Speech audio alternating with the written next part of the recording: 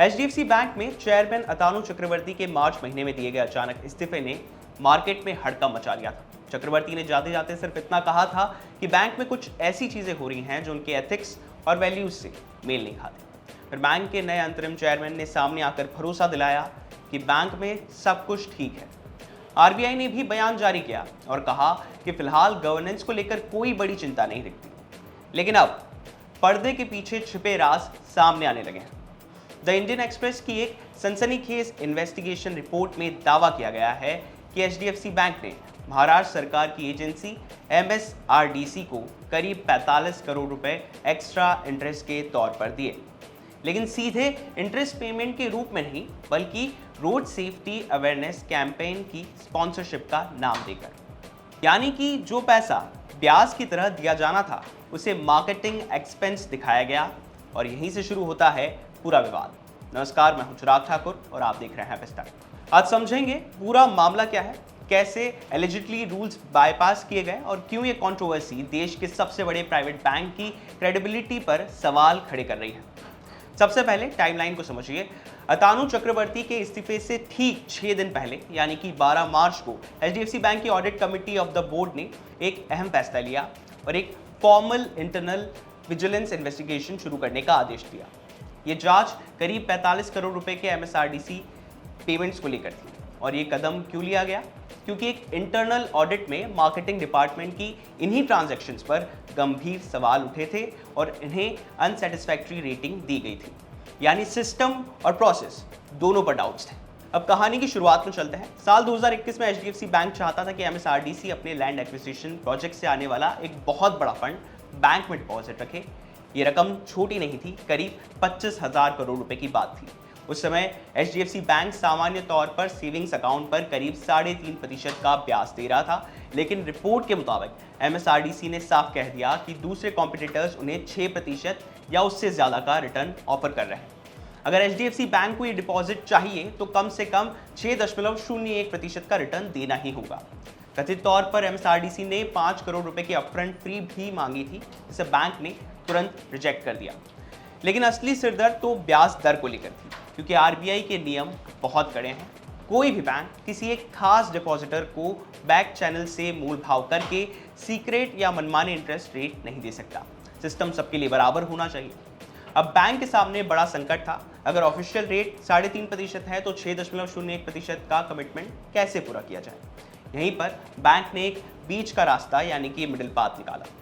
Bank की asset liability committee यानी कि एल्को ने एक स्पेशल विंडो अप्रूव की और कहा कि बड़े बल्क डिपॉजिट्स के लिए करीब 4.5% का स्पेशल रेट दिया जाएगा।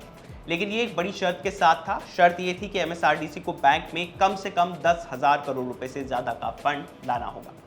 अब यहाँ पर एक बड़ा सवाल उठता है कि क्या बैंक ऐसा स्पेशल रेट दे सकते हैं? इसका सीधा जवाब है हाँ। बैंक के एल्को कमेटी के पास एक कानूनी अधिकार होता है कि वो बड़े फंड्स को आकर्षित करने के लिए स्पेशल इंटरेस्ट रेट तय कर सके, लेकिन ये पूरी तरह से ऑन रिकॉर्ड और पारदर्शी होना चाहिए। एचडीएफसी बैंक को भी उम्मीद थी कि 10,000 करोड़ रुपए आएंगे, लेकिन हकीकत बिल्कुल उलट निकली। शुरुआती महीनों में एमएसआरडीसी की तरफ से सिर्फ करीब 200 करोड़ रुपए आए। नतीजा, बैंक ने सिर्फ 2 महीने में स्पेशल विंडो को बंद कर दिया। अब असली संकट यहीं से खड़ा हुआ, क्योंकि एमएसआरडीसी को मौखिक तौर पर 6.01% का वादा किया जा चुका था, लेकिन ऑफिशियल रेट वापस गिरकर 3.5% पर आ गया। यानी वादे और हकीकत के बीच करीब 2.5% का भारी भरकम गैप बन गया, जिसे पूरा करना ही था।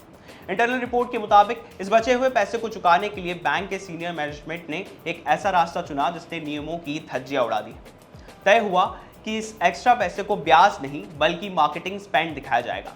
कागजों पर दर्ज हुआ कि एचडीएफसी बैंक एमएसआरडीसी के रोड सेफ्टी अवेयरनेस कैंपेन को स्पॉन्सर कर रहा है, लेकिन आरोप है कि ये सिर्फ एक कवर स्टोरी थी। असल में पैसा घूमकर कैसे गया उसे समझिए। स्टेप 1, पहले 4 लोकल वेंडर्स ने बैंक को फर्जी इनवॉइस यानी कि बिल सबमिट किए, जिन पर रोड सेफ्टी कैंपेन और मार्केटिंग एक्टिविटी लिखा था। स्टेप 2, एचडीएफसी बैंक के मार्केटिंग डिपार्टमेंट ने इन वेंडर्स को तुरंत पेमेंट रिलीज कर दिया। स्टेप 3, इन वेंडर्स ने अपना कमीशन, जीएसटी और टीडीएस काटा और बाकी की रकम कथित तौर पर एमएसआरडीसी तक पहुंचा दी। इसलिए इंटरनल विजिलेंस रिपोर्ट ने इसे कैमोफ्लाज डिफरेंशियल इंटरेस्ट का नाम दिया है, यानी कि ब्याज को छुपाकर मार्केटिंग का चोला पहना दिया गया। इस पूरी जांच में कई बड़े रेड फ्लैग्स मिले हैं।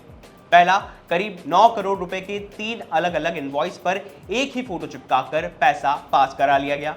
दूसरा, कैंपेन असल में ग्राउंड पर हुआ भी या नहीं, इसका कोई मजबूत सबूत या इवेंट कंप्लीशन सर्टिफिकेट फाइलों में नहीं था। तीसरा, इतना बड़ा सोशल अवेयरनेस प्रोग्राम बैंक की CSR टीम को करना चाहिए था, लेकिन इसे कॉर्पोरेट बजट से छुपाकर मार्केटिंग टीम के जरिए रूट किया गया। अब सबसे बड़ा सवाल, क्या बैंक का टॉप मैनेजमेंट इस खेल से अनजान था? विजिलेंस रिपोर्ट के जो अंश सामने आए हैं वो बेहद चौंकाने वाले हैं। रिपोर्ट के मुताबिक बैंक के MD और CEO शशिधर जगदीशन खुद उन सीनियर लेवल डिस्कशंस में शामिल थे जहां MSRDC को 6.01% रिटर्न देने पर मौखिक सहमति बनी थी। बैंक के CFO श्रीनिवासन वैद्यनाथन पर भी आरोप लगे हैं कि उन्होंने इस मार्केटिंग रूट के जरिए पेमेंट एडजस्ट करने के मॉडलिटी को हरी झंडी दिखाई। और सबसे बड़ा कबूलनामा आया चीफ मार्केटिंग ऑफिसर रवि संधानम की तरफ से, जिन्होंने जांच में साफ कहा कि मार्केटिंग डिपार्टमेंट ने इस एक्स्ट्रा ब्याज को छुपाने के लिए सिर्फ एक फैसिलिटेटर यानी मुखौटे की तरह काम किया। हालांकि हमें यह ध्यान रखना होगा कि अभी बैंक की इंटरनल फाइंडिंग्स हैं, कोई फाइनल लीगल वर्डिक्ट या अदालत का फैसला नहीं है। तो फिर ये मामला इतना गंभीर क्यों है? क्योंकि ये सिर्फ अकाउंटिंग की हेरफेर नहीं है, ये एक बहुत बड़ा गवर्नेंस फेलियर है। अगर देश का सबसे बड़ा प्राइवेट बैंक एक सरकारी एजेंसी को खुश करने के लिए बैक चैनल डीलिंग करने लगे तो आम कस्टमर के भरोसे का क्या होगा? RBI के नियम इसलिए बने हैं ताकि हर ग्राहक के साथ निष्पक्षता हो। इस खबर का असर सीधे शेयर बाजार पर भी देखने को मिला। बुधवार को खबर के सामने आते ही HDFC बैंक का शेयर 2.30% से ज्यादा टूटकर करीब 761 रुपए के आसपास ट्रेड करता नजर आया। बिना लीगल और कंप्लायंस टीम की मंजूरी के वेंडर्स के जरिए करोड़ों रुपए घुमाना सीधे सीधे टैक्स चोरी और एंटी ब्राइबरी पॉलिसी का उल्लंघन है। फिलहाल इस रिपोर्ट के सामने आने के बाद HDFC बैंक के प्रवक्ता का एक बयान सामने आया है जिसमें उन्होंने कहा है कि सभी आरोप गलत हैं, इन्हें खारिज किया जाता है और बैंक हर मामले में नियमों और तय प्रक्रिया के तहत ही काम करता है। RBI का आगे क्या रुख रहता है, क्या मैनेजमेंट की जवाबदेही तय होगी, यह आने वाला वक्त बताएगा। लेकिन देश के सबसे बड़े प्राइवेट बैंक पर सवाल या निशान खड़े हो रहे हैं। इस मामले पर आपकी क्या राय है? कमेंट सेक्शन में कमेंट करके हमें जरूर बताएं और बिजनेस वीडियो ऐसी तमाम खबरों के लिए आप देखते रहिए विस्तार।